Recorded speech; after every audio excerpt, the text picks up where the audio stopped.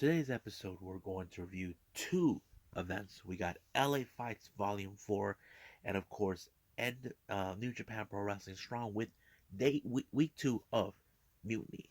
So, let's get ready for another episode of Deleted Wrestle Zone.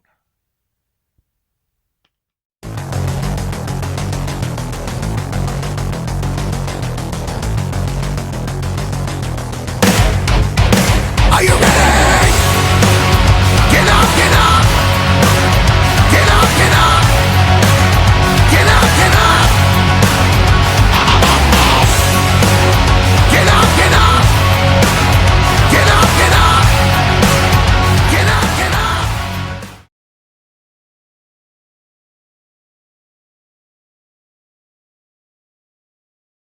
Welcome, everybody, to Deleted Wrestle Zone. All things that is pro wrestling with AEW, NXT, New Japan Pro Wrestling, Impact Wrestling, the National Wrestling Alliance, various promotions, wrestlers, matches, and championships. I am your host, Gerard here. So, let's begin with LA Fights Volume 4. It's been a while since I did an LA Fights, but it's always good to see what they got. First match, as always, we have Scramble match. We have Eli Everfly versus, pardon my language, Rob Shit. Yes, folks, there's a wrestler by that name. Cameron Gates versus Keita Murray versus Gregory Sharp versus Judas. Now, some of these names I am familiarized with. The scramble matches, how anything could happen. Now, there was a lot of, double kicks, all this other stuff. But however, it was Judas who picked up the victory on this one. I think he might have pinned Cameron Gates. I think that was the person. And he won with the W. Next up, we got Midas Creed taking on Damien Drake. Man, this match was pretty good. I liked it. I never seen Midas Creed before, but I heard some interesting stuff about him. But he's one of those wrestlers I definitely got to pay attention to. But he picked up one hell of a victory in this particular match. Next up, we got Brandon Gatson versus Bad Dude Tito. Now, we've seen Bad Dude Tito on various occasions on the GCW ring, New Japan Strong ring. So he's one big powerful dude, but he took out Brandon Gatson with a power bomb, and boom, it was already over. So Bad Dude Tito won by this one. Next up, we got Jordan Cruz. I've seen this guy on several occasions. He's a real fun dude. Versus Jai Vidal. Jai Vidal, he is an amazing wrestler to get behind with his character, And I thought it was a pretty fun match. Jai Vidal tried to play some smarts in this match. It kind of helped.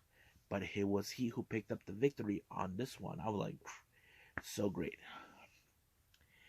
Next up, we got Titus Alexander versus Lucas Rod. Now, this match was impressive because Titus Alexander, if you follow him, he plays this character where he's feeling like he is the top of the food chain. Like, people should talk about him. What a great wrestler he is. Now, he's not afraid to cut corners, but in this case, he would do anything for a win. And I have to say, the kickouts, the submissions, everything was great. Until finally, Titus Alexander picked up a really good victory on Lucas Riley. There's no shame in what happened with Lucas Riley, but I have to say he was very impressive as well. Next up is tag team. We got PP Ray, consistent of Peter Avalon and Ray Rosas versus Gangsta Party. We have Lil Cholo and my boy B-Boy. So I thought this match was great because there was a one moment where B-Boy didn't need a Little Cholo's help, but it was great. But I think the best moment of this is the end of the match, where B-Boy, on the other hand, had Peter Avalon in a chokehold, but Rosas was trying to grab his hand. As you know, when an opponent, when they have them in a chokehold, they have to check if they're really out when they lift their hand. But the ref saw that Ray's not going to let go of his hand. He's trying to tell him to get out of it, but he couldn't. So the ref made the obvious decision. Match is over. it goes straight to Gangsta Party. I thought it was pretty fun. And of course, they gave a little promo and showed the sign of respects to Pete Ray. Now, our next match, we got Hunter Freeman, a guy who I'm also familiarized with, and I'm good friends with him, versus Juicy Finau. I have to say, it was a hard hitting match. I mean, I seen Hunter get himself involved in a bit of the hardcore matches, and of course, throwing a little bit of the high flying, a little, just a little bit, bending a bit of the rules. But I thought it was pretty good. But however, it did not do good with Juicy for now. The dude is huge, you know. That's how I see it. But Juicy walked out as the victor when he actually put him through the door, and it was done right there. 1, 2, 3. He's lying down like a dead duck. Disappointing for me that Hunter didn't win, but I'm sure he'll get him next time. So I think that's pretty much it with LA Fights. But they did announce there will be another one. They're going to have it in San Francisco, which I'm kind of curious how this was going to go. So after that, let's just move on with New Japan Strong.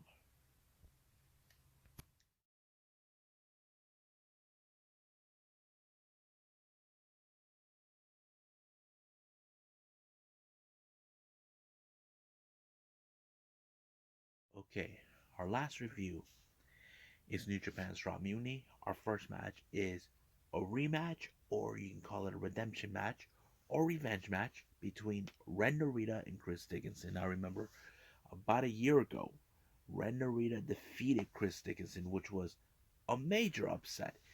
Now, we could have said last year Dickinson had the much bigger advantage, the much better experience, but it was Ren Narita who walked out as the victor. Now, as you know, Chris Dickinson was out for quite some time due to his injury. Now he's back, and now he's ready to kick some ass, and I think that shows us.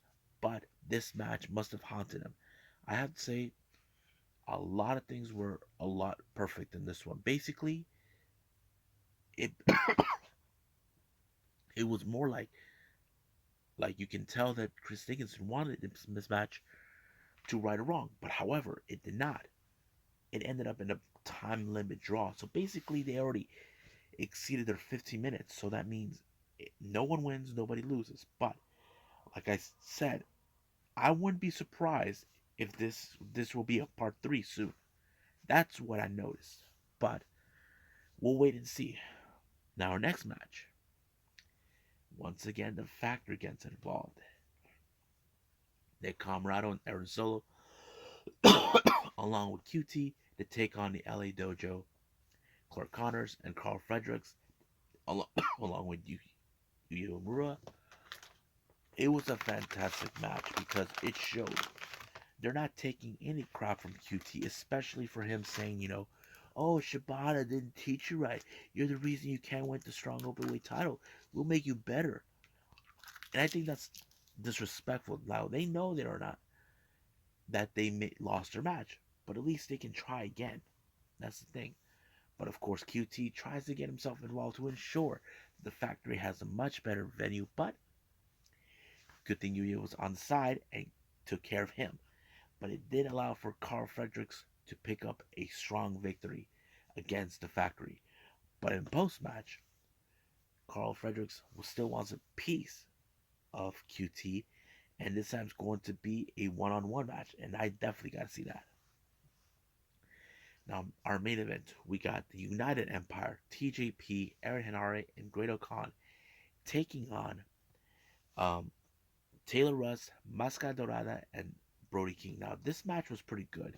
Now, however, the only factor is uh, Brody, Tyler, and Masca Dorada, they're not an actual team, but they seem like they can go together in every aspect. But no, it did not go exactly like that. But it did allow for the teamwork for Great-O-Khan to take out Taylor Rust and pick up the victory. But once again, disrespectful, TJP removes the mask of Mascara Dorado once again, proving that he is still the number one junior heavyweight cruiserweight competitor in the world. And of course, during the promo, telling that the United Empire is still going strong. So basically, we're going to see more of them in New Japan Strong more than we expected. So I think that's pretty much it. So let's just call it a day. Well, I hope everybody enjoys this episode. coming up, we got Choco Pro 230 and day 6 of the New Japan's uh, with Best of the Super Juniors with B Block taking action. So I'm excited for that. Hope you guys are. So I'll see you guys in the next DWZ time, same DWZ channel. I must bid all of you adieu. So goodbye and have a nice day.